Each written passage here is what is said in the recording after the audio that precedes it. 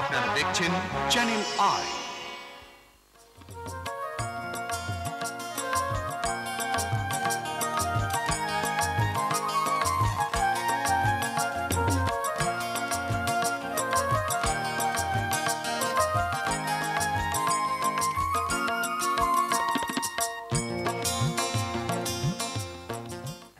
আজকে আমরা আমাদের জীবনের, আমাদের প্রাত্যহিক জীবনের, দৈনন্দিন জীবনের একটি অত্যন্ত গুরুত্বপূর্ণ সমস্যা এবং তার সমাধানের ইঙ্গিত নিয়ে আলোচনা করব। সমস্যাটি হচ্ছে আমাদের মৌলিক চাহিদার অন্যতম হচ্ছে খাদ্য। খাদ্য প্রস্তুত করতে গেলে চুলার প্রয়োজন। যে সনাতনী চুলাটি ব্যবহার করা হয় আমাদের দেশে, সেই চুলার জন্য যে কত ক্ষতি হয় সেটি আজকে আমরা বিভিন্ন আলোচনায় শুনব। যে কারণে অনুষ্ঠানটির নাম হচ্ছে বন্ধু চুলা, পরিবেশ বান্ধব সাশ্রয়ী চুলা নিয়ে আলোচনা। এই চুলা ঘর, পাকঘর, রান্নাঘরে যে ধোঁয়া হয়, এই ধোঁয়াতে শ্বাসকষ্টে অসুস্থ হয়ে পড়ে বহু মানুষ এবং বিশ্ব স্বাস্থ্য সংস্থার একটি প্রতিবেদনে জানা যায় যে 46,000 মেয়ে এবং শিশু মারা যায় প্রতি বছর আমাদের দেশে। তো সমস্যার সমাধান কি? সমাধান নিশ্চয়ই আছে। 1980-র দশকে এই চুলাকে আধুনিক করা হয়েছে, ঝুঁকিমুক্ত করা হয়েছে এবং রান্নাঘরকে ধোঁয়ামুক্ত করার জন্য এই বিজ্ঞান ও গবেষণা পরিষদ থেকে চুলা তৈরি করা হয়েছিল। বর্তমানে বাংলাদেশ সরকার এবং GIZ জার্মান উন্নয়ন সংস্থার একটি যৌথ উদ্যোগে এই বন্ধু চুলাকে আধুনিক, কার্যকর, ঝুঁকিমুক্ত করে 2021 সালের ভেতরে প্রতিটি পরিবারকে এই চুলা ব্যবহার করার একটি উদ্যোগ গ্রহণ করা হয়েছে। আজকে এই প্রকল্পটি নিয়ে, সম্ভাবনা নিয়ে, এর বিকাশ নিয়ে আমরা আলোচনা করব। আমাদের মাঝে আজকে উপস্থিত আছেন মোহাম্মদ গোলাম রাব্বানী। তিনি মহাপরিচালক, পরিবেশ অধিদপ্তরের এবং তিনি বাংলাদেশ সরকারের একজন অতিরিক্ত সচিব। আর আমাদের মাঝে আছেন একজন বিখ্যাত চিকিৎসক, প্রফেসর ডক্টর মোহাম্মদ রশিদুল হাসান। তিনি বক্ষবাদী হাসপাতালের পরিচালক এবং বাংলাদেশ লাং ফাউন্ডেশনের সভাপতি। পরিবেশ অধিদপ্তরের মূল কাজ হচ্ছে বাংলাদেশের পরিবেশের নিয়ন্ত্রণে একটি কার্যকর ভূমিকা রাখা, অবলোকন করা, পর্যবেক্ষণ করা। এখন এই বন্ধু চুলা এই প্রকল্পটির সঙ্গে পরিবেশ অধিদপ্তর কী কারণে, কী উদ্দেশ্যে, কী প্রয়োজনে সম্পৃক্ত হয়েছে? আপনারা জানেন, পরিবেশ অধিদপ্তরের জন্ম হয়েছে কতগুলো সুনির্দিষ্ট ম্যান্ডেট নিয়ে। তার প্রধানতমটি হচ্ছে বাংলাদেশ একটি ছোট্ট দেশ, 16 কোটি মানুষের দেশ। এই দেশের মানুষের জীবন মান, জনস্বাস্থ্যকে আমাদের প্রত্যাশা মোতাবেক বজায় রাখার জন্য পরিবেশের সামগ্রিক উন্নয়ন ঘটানো, পরিবেশের বিপর্যয়কে রোধ করা। পরিবেশের বিপর্যয়ের প্রধানতম যে কারণ সেটি হচ্ছে, আমরা সবাই জানি যে পৃথিবীর উষ্ণতা বৃদ্ধি, এবং এই উষ্ণতা বৃদ্ধির ফলে আমাদের যে কী পরিণতি হতে পারে সেটা ভাবলেও আমরা অনেক সময় শিহরিত হই। উষ্ণতা বৃদ্ধির অন্যতম কারণ হচ্ছে greenhouse gas effect. Greenhouse gas বলতে তো আসলে কোনো সুনির্দিষ্ট গ্যাস নয়। পৃথিবীতে যে সমস্ত গ্যাসের ইমিশন হয়, যেগুলো ভূপৃষ্ঠের উত্তাপ বৃদ্ধিতে সহায়তা করে, তাদেরকে আমরা সামগ্রিকভাবে গ্রিনহাউস গ্যাস বলে থাকি। আমাদের যে চুলা, বাংলাদেশের চুলা একটি আমাদের অপরিহার্য জিনিস। আমরা আমাদের খাদ্য প্রস্তুতের জন্য অবশ্যই চুলার প্রয়োজন। সেই চুলায় জ্বালানি কাঠ, লাকড়ি, গোবর এবং অন্যান্য প্রচলিত জ্বালানি ব্যবহৃত হয়। সেটি যখন পুড়ে যায় তখন সেখান থেকে আবশ্যিকভাবেই কার্বনের নিঃসরণ হয়, কার্বন ডাইঅক্সাইড গ্যাসের নিঃসরণ হয়। এটি একটি অন্যতম গ্রিনহাউস গ্যাস।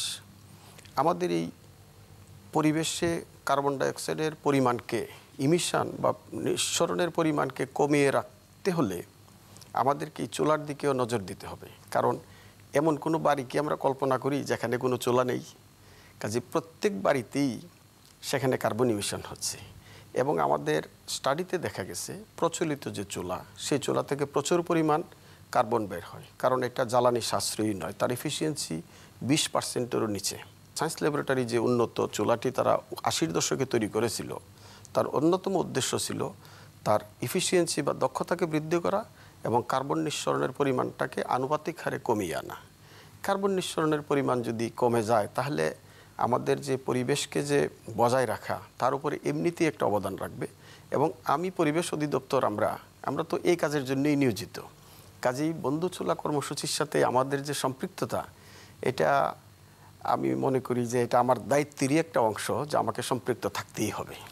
যেহেতু সমস্ত পৃথিবী জুড়েই বর্তমানে জ্বালানি সমস্যা, সংকট এবং আমাদের দেশও জলবায়ু সংকটের মধ্যে ঝুঁকিপূর্ণ অবস্থায় আছে, সেখানে 3 কোটি পরিবারে প্রতি বছর 150 কোটি মন জ্বালানি ব্যবহার করে অল্প তাপে যে আমরা রান্না প্রস্তুত করছি, তার বিকল্পের কথা আমাদেরকে অবশ্যই চিন্তা করতে হবে, যে প্রেক্ষিতে এই উন্নত চুলা, বন্ধু চুলা আমাদের পরিবেশ রক্ষায়, পরিবেশ ভারসাম্যহীনতায় একটি গুরুত্বপূর্ণ ভূমিকা রাখতে পারে। ডক্টর রশিদুল হাসান, আপনি একজন আমাদের দেশে প্রখ্যাত বক্ষ ব্যাধির চিকিৎসক। তো এই যে আমরা এই ব্যাপারে তথ্য পেয়েছি যে ইনডোর অর্থাৎ রান্নাঘরে, পাকঘরে এই ফুসফুসজনিত রোগ অনেক বৃদ্ধি পায়। আপনার মূল্যায়নটি কী পর্যায়ে আছে এই প্রসঙ্গে, যে এই রান্নাঘর থেকে প্রতি বছর কী পরিমাণ ফুসফুসের রোগীদেরকে আপনারা খুঁজে পাচ্ছেন, যেটা কাম্য হওয়া উচিত না? ধোঁয়া ঘরে তৈরি হচ্ছে রান্নাঘর থেকে, এই ধোঁয়া পুরা ঘরের মধ্যে চলে যাচ্ছে। আর এটা ইনডোর এয়ার পলিউশনের একটা প্রধান কারণ। আর এই ইনডোর এয়ার পলিউশনের কারণে asthma, COPD, chronic bronchitis, lung cancer এবং অন্যান্য এমন কোনো অসুখ নাই যে অসুখের সাথে এই ইনডোর পলিউশনের প্রত্যক্ষ বা পরোক্ষ যোগাযোগ নেই, বিশেষ করে ফুসফুসের অসুখে। কাজেই আমাদের ফুসফুসের অসুখ, আমরা একটা বোল্ড স্টাডি করছি, এখানে আমরা দেখছি বাংলাদেশে 65 লক্ষ লোক সিওপিডি বা ব্রঙ্কাইটিস রোগে ভুগতেছে। তার 35% 35% কারণ হচ্ছে ধোঁয়া, এই ঘরের ধোঁয়া। কাজেই আমরা বলি যে সিওপিডির 25 লক্ষ মহিলা সিওপিডিতে ভুগতেছে বাংলাদেশে, আর এই 25 লক্ষের অন্তত 22 লক্ষর কারণ হচ্ছে ধোঁয়া। আমরা যে বলি যে আজকে অ্যাজমা, বাচ্চারা অ্যাজমাতে ভুগতেছে, তার কারণ হচ্ছে তার ঘরের পরিবেশ। আজকে ঘরের পরিবেশ ঠিক না থাকার কারণে ছোট ছোট বাচ্চা শ্বাসকষ্টে ভুগতেছে, বয়স্ক মানুষরা কষ্টে আছে। আজকে অ্যাজমা, সিওপিডির সাথে যে লাং ক্যান্সার প্রকোপ বেড়ে গেছে, তার একটা ইম্পর্টেন্ট কারণ হচ্ছে ইনডোর পলিউশন। বাচ্চাটার কিন্তু পাকঘরে থাকার কথা না, জি, কিন্তু আমাদের দেশে পারিবারিক কাঠামো অনুযায়ী মা শিশুকে প্রায় বুকে আগলে, জাপটে ধরে আঁকড়ে রান্নাঘরে সারাক্ষণ 7 থেকে 9 ঘন্টা কাজ করে প্রতিদিন। এটা কিন্তু একটা বড় সমস্যা। এটার সাথে সাথে ওই ধোঁয়াটা ঘরে বেডরুমে চলে আসতেছে, কারণ রুম তো একসাথে। আপনি গ্রামের ঘরগুলো এরকমই, রান্নাঘরের সমস্ত ধোঁয়া ঘরের ভিতরে চলে যাচ্ছে, কারণ বাচ্চা ঘরে খেললেও ধোঁয়া খাচ্ছে। আমরা এখন শুনবো বন্ধু চুলা ব্যবহারকারীদের কথা। এই চুলায় রান্না করি, কালি পরে না। আর আগের চুলায় তো কালি হতো, এখন কালি কম, ধোঁয়া কম উপরে দিয়ে উঠে যায়। সবাই এই চুলা ব্যবহার করলে এইসব খরচও কম হয়, খরচের দিকে ধোঁয়া হয় না, কালি কুলি কম পড়ে। বন্ধ চুলার অফিসে ট্রেনিং নিছি, আমি 3 মাস যাবত কাজ করতেছি। বন্ধ চুলা ব্যবহার করলে কোনো কালি হয় না, ধোঁয়া হয় না, রোগবালাই থাকে না, ঘর দুয়ার নষ্ট হয় না, পরিবেশ পরিচ্ছন্ন থাকে। তার জন্য মনে করেন আমরা নিজেরাও চুলা নিচ্ছি, এখন আপনাকে চুলা দেওয়ার জন্য বুঝাতে আসছি। চুলা নিচ্ছে, অনেকেই চুলা নিচ্ছে। আমি বন্ধু চুলার প্রায় 2 বছর ধরে কাজ করতেছি। পরিবেশ বান্ধব চুলা নিজে তৈরি করি এবং চুলা আমি নিজে সেল দেই।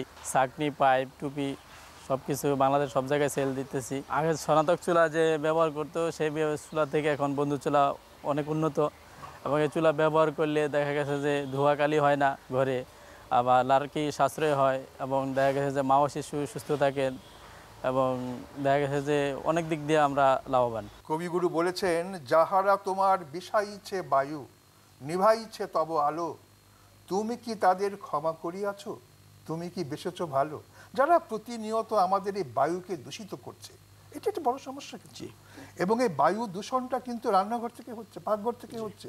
এই সনাতনী চুলা ব্যবহার করে 3 কোটি পরিবারে এই যে বায়ু দূষিত হচ্ছে প্রতিনিয়ত, প্রতি মুহূর্তে, এবং প্রাণ ক্ষয় হচ্ছে, আমাদের জীবনের স্পন্দন নষ্ট হচ্ছে, এ প্রসঙ্গে আপনার মূল্যায়ন? ধন্যবাদ। আপনার এই প্রশ্নের 2-3টি দিক আমি বলবো। বায়ু দূষণ তো অবশ্যই আমাদের হচ্ছে, তো বায়ু দূষণে কে কে ভূমিকা রাখছে, সেখানে ধরেন আমাদের এই যে যানবাহন, বিশেষ করে শহরাঞ্চলে তারা ভূমিকা রাখছে।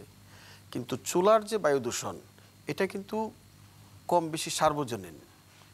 কারণ আমাদের গ্যাসের যে চুলা, এটার কাভারেজ কতটুকু? সারা বাংলাদেশে 10%ও এখনও আমরা গ্যাসের চুলায় আসতে পারিনি। বাকি 90%ই আমাদের জ্বালানি কাঠ ব্যবহার করে, নরমাল যে মাটির চুলা আছে পরিবার তো ব্যবহার করছে, সনাতনী চুলা ব্যবহার করছে। এখন তাহলে প্রতিটি চুলা থেকে এই বায়ু দূষণে তাদের অবদানটা যদি আমরা ক্যালকুলেট করি, এটা বোধহয় ক্যালকুলেশনেরও বাইরে চলে যাবে। এবং এটা প্রতিদিন হচ্ছে। একটি মধ্যবিত্ত বা নিম্ন মধ্যবিত্ত গ্রামের পরিবারে মোটামুটিভাবে কমপক্ষে 2 বেলা কিন্তু চুলাটা জ্বালানো হয়, কোথাও কোথাও 3 বেলা। আবার কখনো কখনো দেখা যায়, বিশেষ করে বর্ষাকালে লাকড়িগুলি একটু ভিজা থাকে, স্যাঁতস্যাঁতে থাকে, কিন্তু আমার প্রয়োজনে সেই লাকড়িটাকে কিন্তু ব্যবহার করছি। দেখা গেছে শীতকালের তুলনায় বর্ষাকালে মহিলাদের চোখ লাল বেশি হয়। ওই যে বাচ্চা কোলে আছে, ছোট বাচ্চা, সে তো আর বুঝতে পারতেছে না যে কী জিনিস ইনহেল করছে এবং কী ক্ষতিটা তার হয়ে যাচ্ছে। বর্ষাকালে এই দূষণের পরিমাণ অনেক বেশি বেড়ে যায়। আরেকটি বিষয় আছে, আমাদের এই বন্ধুচোলা কার্যক্রম যে উদ্দেশ্যে নেওয়া হয়েছে সেটা হচ্ছে বায়ু দূষণকে রোধ করা। কিন্তু সেখানে কিন্তু আরেকটা জিনিসকে আমরা ইগনোর করি না, সেটা হচ্ছে তার একটি অর্থনৈতিক দিকও আছে। বাংলাদেশে এক সময় ছিল গ্রামেগঞ্জে গাছের লাকড়ির কোনো অভাব ছিল না। আমাদের ভূখণ্ড কিন্তু দিন দিন কমে যাচ্ছে এই সেন্সে যে গাছ যেখানে ছিল সেই গাছের জায়গাতে এখন বাড়িঘর হচ্ছে। এই যে লাকড়ির যে একটি অপ্রাপ্যতা বা দুষ্প্রাপ্যতা, এটাও তো আমাদের একটা অর্থনীতির উপরেও তো তার একটি প্রভাব আছে। তো এই বন্ধুচুলার প্রকল্পে নেওয়ার পিছনে আমাদের আরেকটি পার্শ্ব ফলাফল, সেটাও কিন্তু এটা যে একটা পরিবারের লাকড়ির পিছনে যে টাকাটা ব্যয় হওয়ার কথা ছিল সাশ্রয়ী হবে তার। আমরা এটা বোঝানোর চেষ্টা করতেছি, কিন্তু বাংলাদেশের অনেক জায়গাতে জ্বালানির প্রাপ্যতা একরকম, কোনো কোনো জায়গাতে কম। যে জায়গাতে জ্বালানির প্রাপ্যতাটা তুলনামূলকভাবে কম, সেখানে কিন্তু আমাদের বন্ধুচুলা যথেষ্ট জনপ্রিয়তা পেয়ে যাচ্ছে এবং বাকি জায়গাগুলিতেও পাবে। কারণ মানুষ এখন হিসাব করতেছে কার্বনের পরিমাণটা হয়তো একজন গরিব মানুষ কম বুঝবে, কিন্তু লাকড়ির মূল্যটা কিন্তু সে ঠিকই বুঝতেছে। আর বায়ু দূষণের এটা একটি কন্টিনিউয়াস প্রক্রিয়া। আমাদের যে সনাতনী চুলা, এটা অবশ্যই ব্যাপকভাবে অবদান রাখছে, মানে খারাপ দিক থেকে আর কি, নেগেটিভলি। প্রকৃতি ও জীবন ফাউন্ডেশন চ্যানেল আই এই সরকারের এবং জার্মান উন্নয়ন সংস্থার এই প্রকল্পটিকে প্রচারের জন্য উদ্যোগী ভূমিকা পালন করছে। ডক্টর রাশিদুল হাসান, কি কি কারণে এই ফুসফুসের ব্যাধি এই চুলার কারণে, সনাতনী চুলার কারণে কতটা ফুসফুসের ব্যাধি হচ্ছে? এটা তো একটা মারাত্মক সমস্যা কিন্তু আমাদের স্বাস্থ্য চিকিৎসা। 2007 সালে আমরা একটা সমীক্ষা চালিয়েছিলাম। সেই সমীক্ষা থেকে প্রতীয়মান হয়েছে যে সনাতনী চুলা ব্যবহার করার কারণে সিওপিডি রোগ মহিলাদের ভিতর প্রাদুর্ভাব অনেক বেশি, বিশেষ করে গ্রামাঞ্চলের মহিলারা সনাতনী চুলা ব্যবহার করছে, আর এর ধোঁয়াটা খাওয়ার কারণে তাদের ভিতরে ক্রনিক ব্রঙ্কাইটিস এবং এমফাইসিমা রোগ দেখা দিচ্ছে। এবং এই রোগ দেখা দেওয়ার কারণে তাদের দেখা যাচ্ছে যে তাদের কাশি, শ্বাসকষ্ট এইসব অনেক বেড়ে যাচ্ছে। এবং বয়স বাড়লে এর একটা প্রভাবে কিছু অংশ লাং ক্যান্সার বা ফুসফুসে ক্যান্সার হচ্ছে।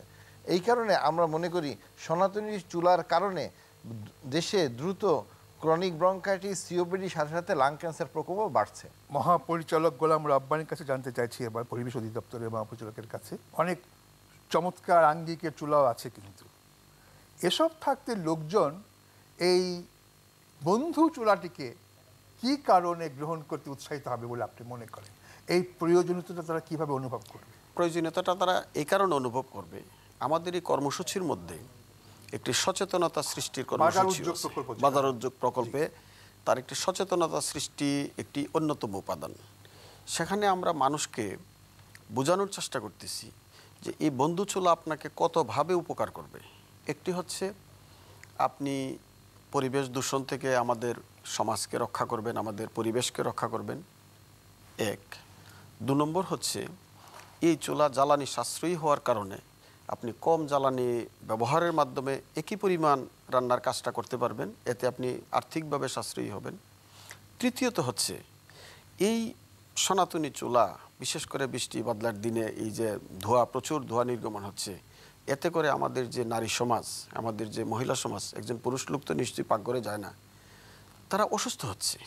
এটার ইনহেলিংয়ের মাধ্যমে তারা, আমাদের পরিচালক মহোদয় যেটা বললেন যে ব্রঙ্কাইটিস, হাঁফানি বা অ্যাজমা এইসব রোগে আক্রান্ত হচ্ছে, তার পিছনে কিন্তু তাকে পর্যায়ে চিকিৎসা করতে হবে, এবং সেখানে সেই চিকিৎসাটা তো বিনা পয়সায় হবে না, সেখানেও তাকে একটা পয়সা খরচ করতে হবে। এটাও কিন্তু তার একটা অর্থনৈতিক দিক। এই জিনিসগুলো আমরা মনে করি যে আমরা বোঝাতে সক্ষম হয়েছি, এটা আমি দাবি করব না, আমরা সক্ষম হচ্ছি, আমাদের এই কর্মসূচি চলমান আছে।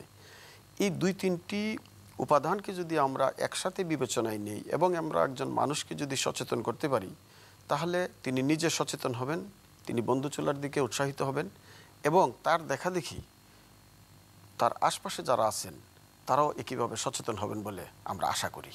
এবং আমরাও আশা করি, বিশ্বাস করি এবং প্রতীয়মান হচ্ছে যে 2021 সালের ভিতরে প্রতিটি পরিবারে, 3 কোটি পরিবারের কাছে বন্ধু চুলাকে পৌঁছে দেওয়া হবে। আপনি আমাদের দেশের একজন আন্তর্জাতিক খ্যাতি সম্পন্ন বক্ষব্যাধি বিশেষজ্ঞ এবং আপনি বাংলাদেশ লাং ফাউন্ডেশনের সভাপতি। সেই অর্থে আপনার মূল্যায়ন খুব গুরুত্বপূর্ণ। এই বক্ষ ব্যাধি, ফুসফুসের রোগ নিয়ন্ত্রণের ক্ষেত্রে বন্ধু চুলা কতটা ইতিবাচক ভূমিকা রাখতে পারে বলে আপনি মনে করেন? আমরা আগে বলতাম যে ধূমপান বন্ধ করুন, সিওপিডি থেকে মুক্ত থাকুন। এখন আমরা বলি ধোঁয়া থেকে মুক্ত থাকুন, সিওপিডি থেকে মুক্ত হন। অর্থাৎ শুধু ধূমপান সিওপিডি করে না, ধোঁয়া, ঘরের ধোঁয়া, এই সনাতনী চুলার ধোঁয়া, এটা সিওপিডি একটা ইম্পর্টেন্ট কারণ। এই কারণে যদি এই ধোঁয়া বন্ধ করা যায়, তাইলে বাংলাদেশে আগামী 2021-এ যেটা টার্গেট নেওয়া হয়েছে, এর ভিতরে যদি এটা বন্ধ করে দেওয়া যায়, তার 10 বছরের মধ্যে দেখা যাবে সিওপিডির প্রকোপ অনেক কমে গেছে। এবং সিওপিডি, ব্রঙ্কাইটিস যখন কমে যাবে, তখন শ্বাসকষ্টজনিত রোগ অনেক কমে যাবে এবং এটার কারণে অনেক সুস্থ জীবন তারা পাবে। এই কারণে আমরা যেটা মনে করি যে এই চুলা, বন্ধু চুলার একটা ইম্পর্টেন্ট রোল হচ্ছে এই সিওপিডিকে কমানো। বন্ধু চুলা, পরিবেশ বান্ধব সাশ্রয়ী চুলা এখন গ্রাম থেকে গ্রামান্তরে নেটওয়ার্ক বিস্তৃত হয়েছে, ছড়িয়ে দেওয়া হচ্ছে, ব্যাপকভাবে ভলেন্টিয়াররা কাজ করছে, সব মিলিয়ে।